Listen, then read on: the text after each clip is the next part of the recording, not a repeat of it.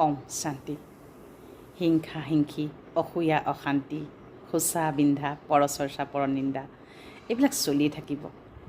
আপুনি কেৱল সেইবিলাকত ভাগ লৈ পেলাই আপোনাৰ মনটোক আঘাত নিদিব দেই। আপোনাৰ মনটোৱে এনেদৰে আপুনি নজনাকৈ অজানিতে আপোনাৰ কথাৰ দ্বাৰা, আপোনাৰ ব্যৱহাৰৰ দ্বাৰা আপোনাৰ মনটোৱে কি কৰে জানেনে? ভিতৰি ভিতৰি সেই পাৰ্ট বজাবলৈ আৰম্ভ কৰে। আপুনি যি ব্যৱহাৰ কৰিব, মনে ভাবে মই সেই ব্যৱহাৰেই কৰিব লাগিব।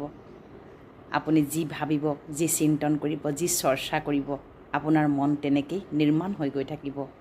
অৱশেষত গৈ পেলাই আমি যদি কওঁ, কিয় মোৰ মনলৈ বেয়া চিন্তাবিলাক আহে, কিয় মই আনৰ নিগেটিভিটিবিলাকে বেছি দেখোঁ, কিয় মই আনৰ চৰ্চা নিন্দা কৰি ভাল পাওঁ, যদি তেনেকুৱা ধৰণৰ মনলৈ ভাৱ আহে, আপুনি জানি লওক তাৰমানে ক'ৰবাত নহয় ক'ৰবাত আপোনাৰ ছাবকনচিয়াছত আপোনাৰ সেই বিষয়বস্তুবিলাক স্থায়ী হৈ গৈছে।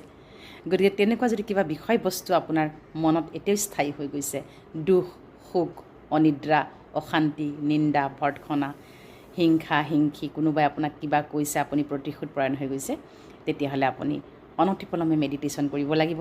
মেডিটেশ্যনৰ দ্বাৰা আপোনাৰ ভিতৰত থকা সেই সকলো বেয়া অনুভৱ, বেয়া ভাইব্ৰেশ্যনবিলাকক বা বেয়া যিবিলাক আপোনাৰ ভিতৰত সংস্কাৰ ৰোপণ হৈ গৈছে, সেইবিলাকক সুসংস্কাৰলৈ পৰিৱৰ্তন কৰাৰ আপোনাৰ মাৰ্গ ইয়াতে শিকোৱা হয়।